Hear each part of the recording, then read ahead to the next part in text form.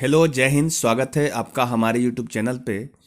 आज जो सवाल बच्चों ने भेजा है वो अलजेब्रा चैप्टर से छोटा सा सवाल है। ये एलपी प्रीवियस जो एग्ज़ाम हुआ था उसमें ये सवाल पूछा गया था।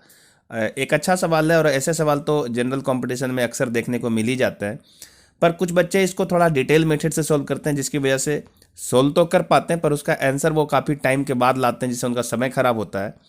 तो इसको हम कैसे सॉल्व करें और कैसे ये जल्दी से सॉल्व हो जाएगा उसके बारे में हम आपको पूरा डिस्कस करेंगे इस पे, और बताएंगे इसका जवाब क्या होगा। ऐसा सवाल बहुत आसानी से आप सॉल्व कर सकते हो अगर ध्यानपूर्वक पूरा वीडियो देखो, तब जा करके आपका समय भी बचेगा और सॉल्यूशन बहुत समय पे एक्यूरेट तरीके से आ जाएगा।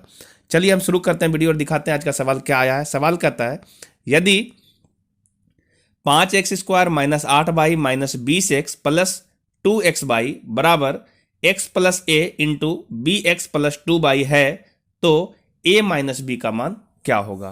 पूछा क्या गया है? पूछा गया है a माइनस बी का मान क्या होगा। ठीक है, यहाँ पे इक्वेशन दिया हुआ है, एक बार हम इक्वेशन भी नोट कर दे रहे हैं।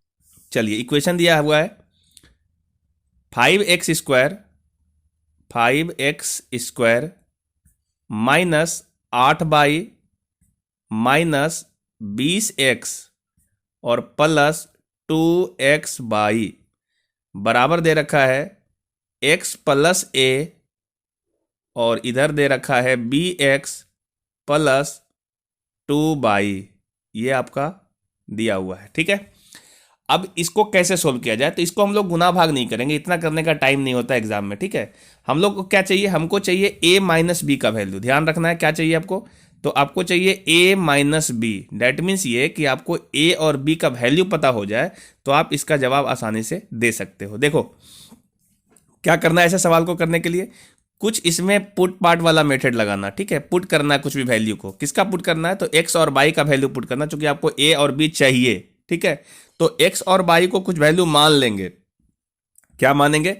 तो x का कुछ वैल्यू मानेंगे और y का भी कुछ वैल्यू मानेंगे। जैसे पहला हम केस ले रहे हैं, उस केस में हम लोग x का जो वैल्यू है वो 0 मान लेते हैं और y का वैल्यू को 1 मान लेते हैं। ठीक है, x के वैल्यू को 0 मान लेंगे, y के वैल्यू को 1 मान लेंगे, या फिर आपकी मर्जी है, आप अगर चाहो तो x का वैल्यू को 1 मानो और y के वैल्यू को 0 मानो, इससे कोई फर्क नहीं पड़ता। ठीक है, तो हम लोग क्या करेंगे, पहले मान रहे हैं x बराबर 0 और y बराबर 1 मान रहे हैं, सॉरी y बराबर 1 मान रहे हैं। ठीक है, करें। ऐसा करने से क्या फायदा मिलेगा? तो ऐसा करने से यह फायदा मिलेगा कि x और y खत्म हो जाएगा और आपको a और b में एक इक्वेशन मिल जाएगा। ठीक है, इसी प्रकार से आप कुछ और भी वैल्यू मान सकते हो, लेकिन वैल्यू मानने वक्त कुछ बातों का ख्याल रखना होता है। जैसे आप जब किसी चीज के वैल्यू को मानोगे तो वैसा वैल्यू मानो ना जो आपके कैलकुलेशन को आसान करे। ऐसा नहीं कि x का वैल्यू 15 मान लेंगे, y का वैल्यू 14 मान लेंगे, तो फिर आप गुना भाग कर करके परेशान हो जाओगे। ठीक है, जीरो को शामिल इसलिए किया जाता है कि जीरो शामिल करेंगे तो वो पूरे टर्म को जीरो कर देगा और आपका कैलकुलेशन बहुत छोटा हो जाएगा।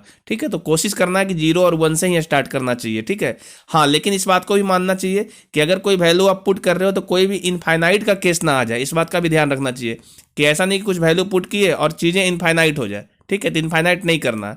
तो हम यहाँ से x 0 और y को 1 पुट करते हैं। जब हम इस इक्वेशन में पुट करते हैं तो देखिए क्या आपका मान निकलता है, वो जरा देखिए। x बराबर 0 पुट करेंगे तो ये वाला वैल्यू तो 0 हो जाएगा, 5x² जो है ये वैल्यू तो 0 हो जाएगा, तो यहाँ पे लिख देते हैं ये वैल्यू 0 हो जाएगा। माइनस यदि हम यहाँ पे y का वैल्यू 1 पुट करते तो ये -8 बचेगा। ठीक है, फिर इसके बाद लिखा हुआ है यहाँ पे x का वैल्यू 0 पुट करेंगे तो ये वाला वैल्यू तो 0 हो जाएगा।